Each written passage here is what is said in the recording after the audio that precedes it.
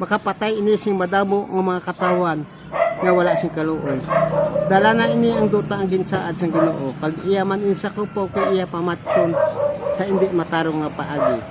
Ang mga katawan sa sila nga pungsod nga wala sing kaluoy, ini siya maalam nga pagkasapat. Gamito niya ang iya pinasaya nga kaalam, agod nga madagadasig ang iya pagpanakaw paglaglag sing madamong apungsod sa iya palibot.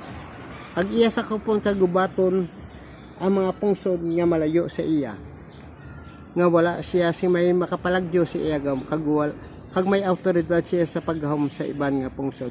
Samtang nagatanaw si Daniel, manakita si Daniel ang ikaapat nga sapat. Ini nga sapat makaladlok. Makakulugmat gamhanan ang iyang ipundalag ko nga mga salsalom. Kang nakakaon ini nga nakakaon kang nakatasak sa ila. Hindi ini kaangay si iban nga sapat. Ini siya may napulo kasungay nga namulalungan ko. Ang jutay nga sungay napungal sa 3 kasungay.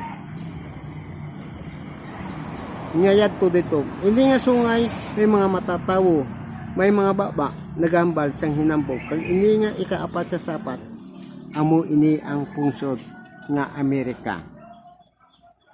Nga nagbutwa sa dagat, nga makahaladlo kagamhanan nga pungsod, nga maga sangkad ang iya kaalam kaibalo, nga mabakod kag maisog nga pagkasapat. May ikasarang makig-away sa 3 ka mga sapat nga nagtingaw ka nag-isa ang ilagahom sa mga pungsod sa kalibutan agud pungalon kag lagagon. Ini ang gahom sing Axis forces. Ini ang Amerika nga pungsod yin paanggid sa isa ka sapat nga makahaladlok, makakulugmat kagamhanan nga pagkasapat nga iya ginpangunahan ang Allied forces sang panahon sa World War II. Tungod sang iya kagamitan ng mga dalagko kamabakod nga mga salsalom, may ikasarang siya ang maglapa kag magpungal sa 3 ka mga sapat nga nagapanggubad kay nagapanakop sa nagkalain na ang iduog sa kalibutan. Tungod ini siya hindi kaangay sa iban nga mga sapat, kag ini siya magakaon ka magatasak sa ilang nga 3. Kag ini ang ikaapat nga sapat sang panahon sa panahon niya magauswag ini siya nga pungsod. Kag mangin gamhanan ka makaladlong ka pungsod, kag mangin hambog tikalom kag bugalon ini nga pungsod sa uliyo. Apang ini nga sapat sa pag-abot sa putok-putokan sang iya gahom, malaglag ini siya kag mapungal si iya gahom. Agod ang palanawong kag tagna mahatagan sing katumanan.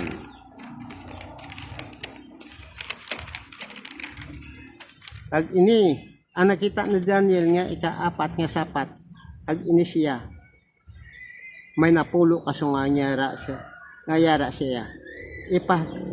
Ipahatag ko ini sa inyo tanan tumakalabot na kita sa pagbag-o nga panahon.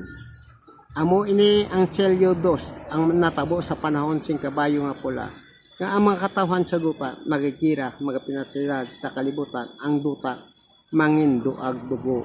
Ag diri natapos ang panahon sing kabayo nga pula sing 1945 matapos ang World War II na nagsurrender ining mga pintas sa sapat nga halin sa kaidadalman sang duta nga mo ang Axis forces nga nagpaidalom sila sa gahom sing Allied forces. Kag magasulod naman ang kabayo nga itom nga mo ang pagabuksan ni Kristo ang ikatlo nga selyo sa panahon sing kabayo nga itom magadalan man sing madamong nga problema sa kalibutan nga ato naman atubangon. Salamat gid.